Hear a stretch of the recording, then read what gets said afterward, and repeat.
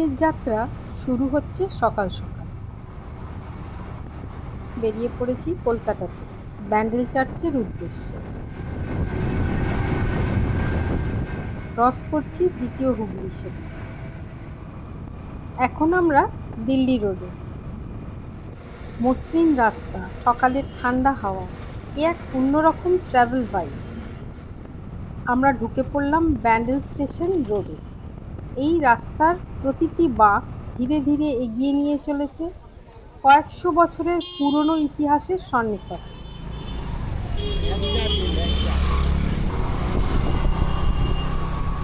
বাড়ি থেকে এখানে পৌঁছতে আমাদের সময় লাগলো প্রায় 2.5 ঘন্টা। অবশেষে পৌঁছে গেলাম ব্যান্ডেল চার্চে।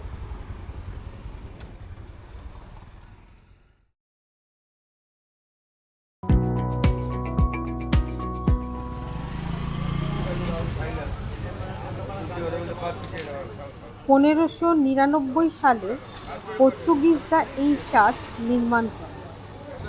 এটি ভারতবর্ষের অন্যতম প্রাচীন খ্রিস্টান উপাসনালয়।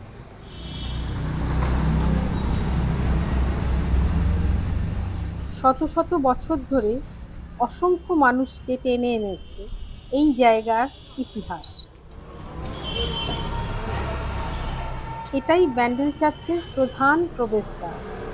ভিতরে ঢোকার মুখে চোখে পড়ে চার্চের খোলা এবং বন্ধ হওয়ার সময়সূচি।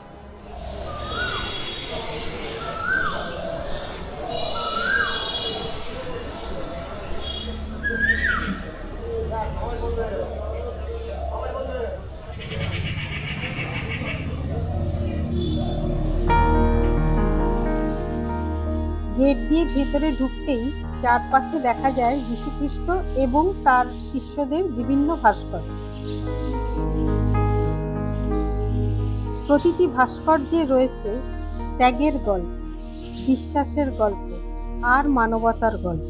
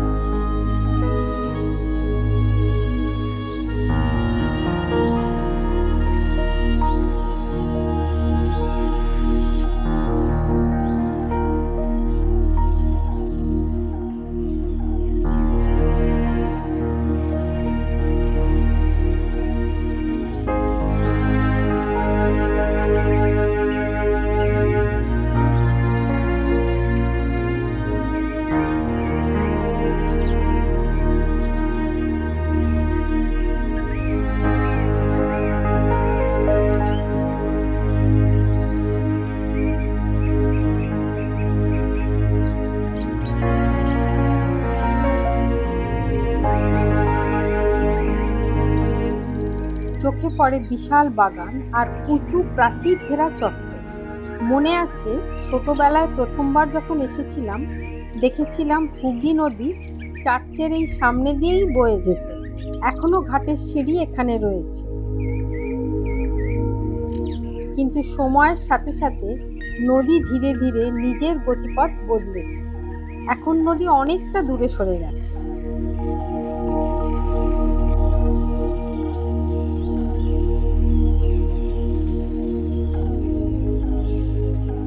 ব্যান্ডেল চার্চের সবচেয়ে বিখ্যাত আকর্ষণগুলোর মধ্যে একটি হলো এই বিশাল জাহাজের মাস্তুল।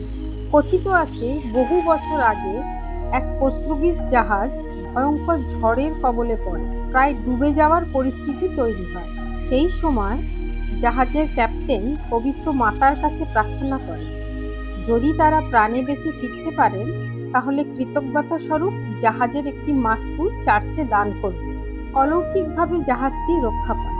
আর নিজের প্রতিশ্রুতি রাখতেই ক্যাপ্টেন এই বিশাল মাস্তুলটি ব্যান্ডেল চার্চে উপহার দেন।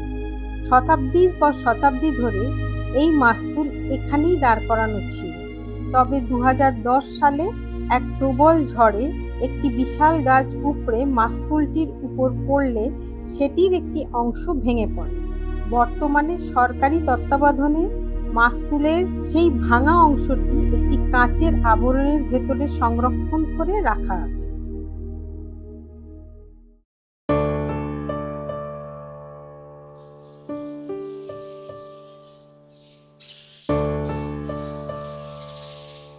চার্চের ভেতরের অংশে প্রবেশ করছি।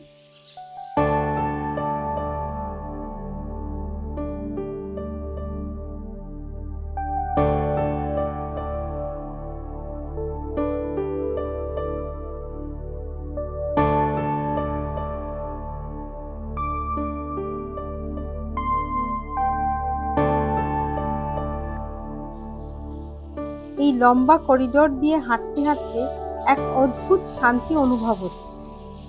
চমৎকার সব চিত্রকর্মের মাধ্যমে যীশু খ্রিস্টের জীবন তুলে ধরা হয়েছে।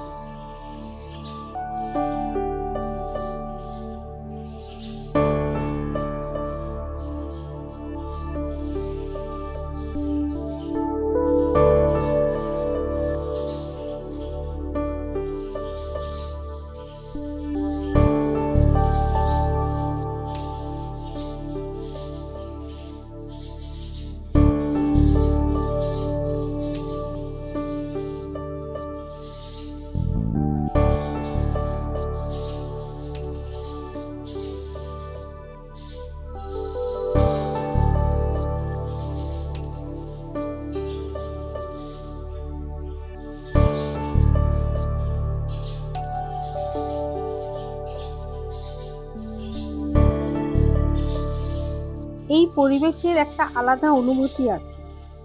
বহু মানুষ এখানে আসেন শান্তি ও প্রশান্তির খোঁজে। জাতি ধর্ম নির্বিশেষে দর্শনার্থীরা এখানে আসেন, মোমবাতি জ্বালান, মানত করেন, নৈবেদ্য দান করেন এবং প্রার্থনা করেন। অনেকেই বলেন যে এখানে এসে তাদের ইচ্ছা ও প্রার্থনা পূর্ণ হয়েছে।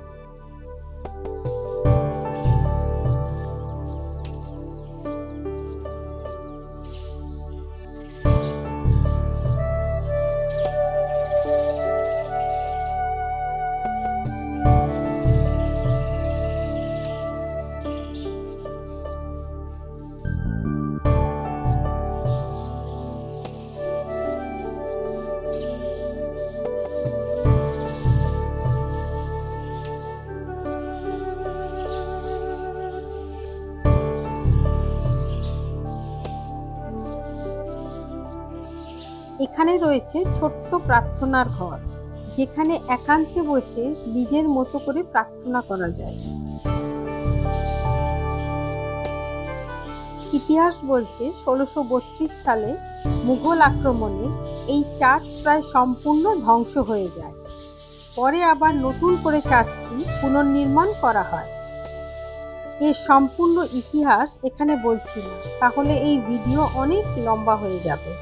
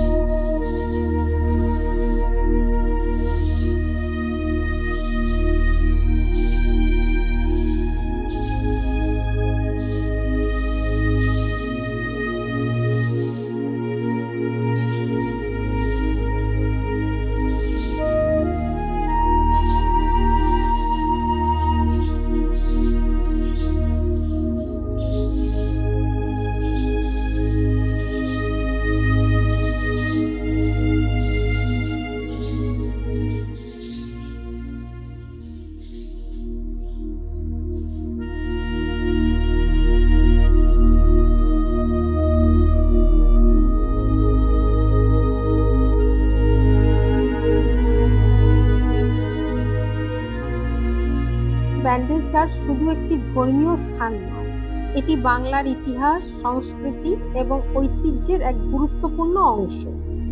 শত শত বছরের পুরনো এই চার্চ আজও মানুষকে টেনে আনে তাদের বিশ্বাসের জন্য, আরোগ্যের জন্য, প্রার্থনার জন্য এবং বহু প্রচলিত অলৌকিক কাহিনী এবং আওয়ার লেডি অফ হ্যাপি ভয়েজের দর্শনের জন্য।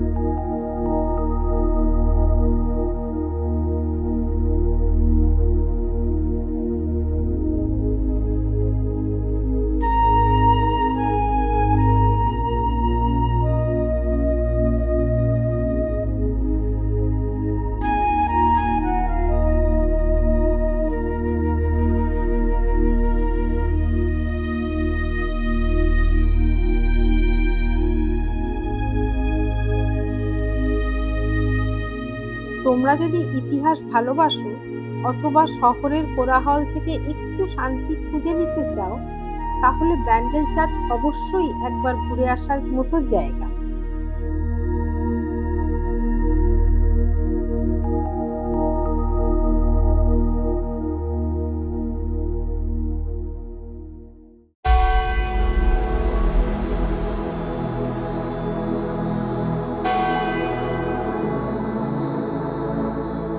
আজ এখানেই শেষ করছি। আবার দেখা হবে নতুন কোনো যাত্রায়, নতুন কোনো গল্প নিয়ে। সবাই সুস্থ থেকো, ভালো থেকো।